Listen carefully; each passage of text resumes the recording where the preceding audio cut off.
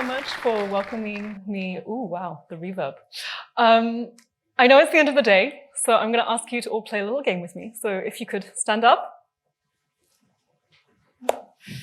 Not going to make you interpretive dance. That is something that I do for some audiences, but you guys look like you're not really into that. So please remain standing if you own a mobile phone. No one sits down. Great. Please remain standing if you have traveled in the last month to a different city. Oh, wow. You need to. If you haven't traveled to a different city. So you have remained in lockdown and it's all still a bit pandemic-like for you. Please remain standing if you would be really annoyed that your mobile phone didn't work in that new city. Okay, no one. So take a look around you. This is roughly the population of the world that would really love technology to work in any place that we go to, that would love our technology to be useful in more than just a small restricted area. And so for us at Wayve, we were really motivated by this idea of being able to have autonomous vehicles work globally in 100 cities and be the first to launch in 100 cities and beyond that. So thank you for standing. Please sit down. I need to use this thing, don't I? Okay. So, what does the future of AVs look like? I mean, I can hopefully tell you guys all now that if you Google AVs and Waymo and Cruise, you'll see amazing videos of autonomous vehicles driving in San Francisco, in places in China, thanks to Baidu and others. And it's kind of incredible. There is existence proof that this technology is out there.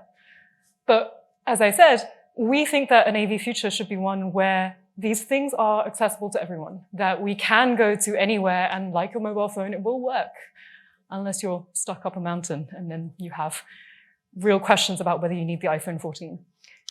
So for us at Wayve, we're really, obviously massive proponents of the benefits of this technology. But like the rest of the industry, we're also really motivated by some of the fundamental benefits that this can give society. So, confession time. I've been watching a lot of Grey's Anatomy recently, and I think I'm about 17 years too late to this party. But one thing that I realized is that they talk a lot in these emergency rooms and these really critical surgeries about MVCs. And I was like, what is an MVC? This sounds like something that I might have had as a record one day when I was younger. And it turns out that actually multiple vehicle crashes are more prevalent than you would want to realize.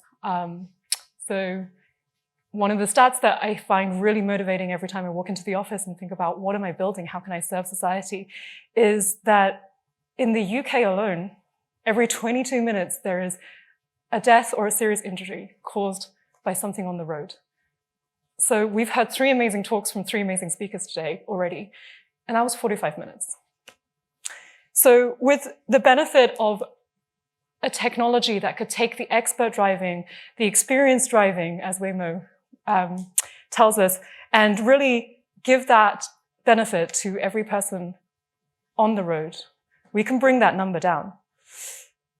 We can also, with increased electrification, reduce emissions. We can also, with more efficient usage of fleets and fleets of vehicles, prevent some of the congestion and the transportation carbon emissions that we have really polluting our planet. We also really believe in the economic growth potential of better transportation. So one of the most amazing realizations I had was looking back in history. If you read about the inception of vehicles, what that meant for economies in places outside of urban centers, what that meant in enabling people to communicate and work together and travel together.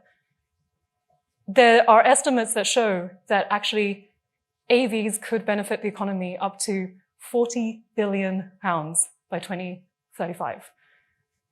That is a large number. There are many calculations that go into that. On top of that, we can also create better jobs, 40,000 additional jobs that are in fleet operations, that are in the technology operations of this new technology. On top of that, as I said, our ambition is to make sure that this is accessible to everybody, not just within small urban areas, but also to bring this productivity gain to everyone.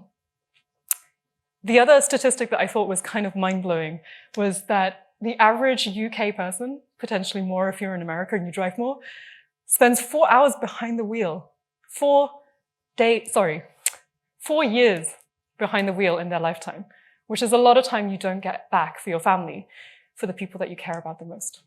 So as I said, we really believe that this future is global, that it is in every city from London to New York to, I think that's Tokyo. Someone who's traveled to Tokyo, please help me there. But one of the challenges, as Han earlier said, is that in every new city, in every new driving culture, there are different rules of the roads, there are different signs, there are different ways in which an autonomous vehicle needs to understand how to navigate.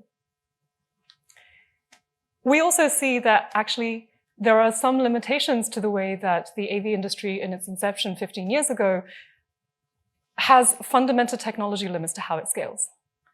So 15 years ago, before data was plentiful, before compute was plentiful, before deep learning had really made its mark with the arrival of AlphaGo, AlphaFold, you had to reduce the problem of AVs to something much simpler.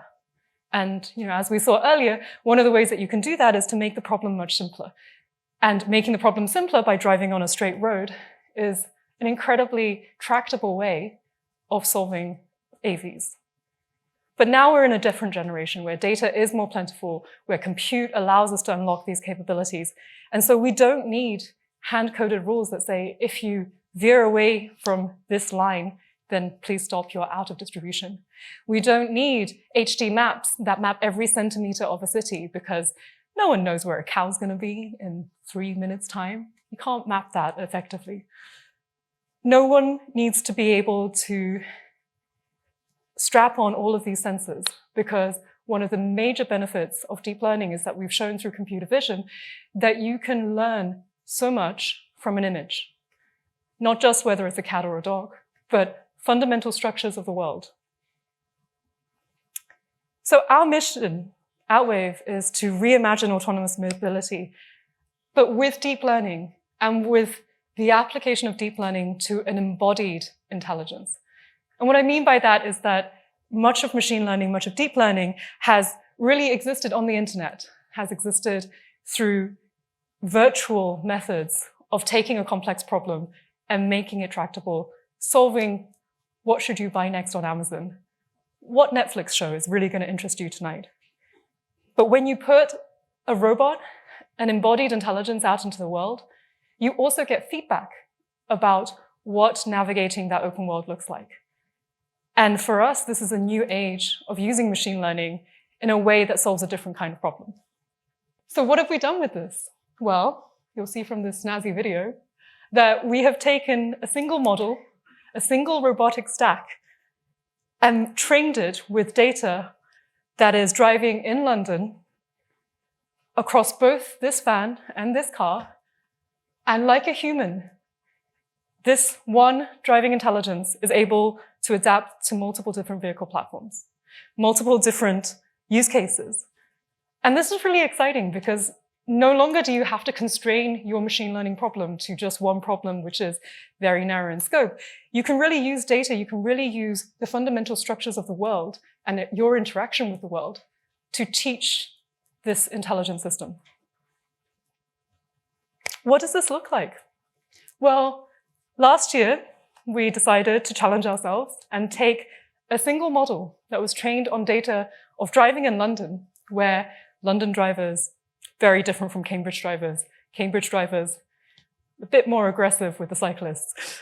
And what we saw is that we could teach a model to navigate around buses, unprotected right turns, roadworks, including temporary ones, roundabouts of any sort, ones that it had never seen before because it was driving in Liverpool, it was driving in Manchester. It had never been to Cambridge before, it had never been to Coventry. This model hadn't seen any data from those places, and it was able to navigate. And you're probably sitting there thinking, well, okay, that's not so surprising because I can drive in Cambridge and I definitely didn't take my driving test there. But In machine learning, as you probably saw earlier and you'll see in the literature, any small perturbation of your data could lead to results where there are unexpected behaviors.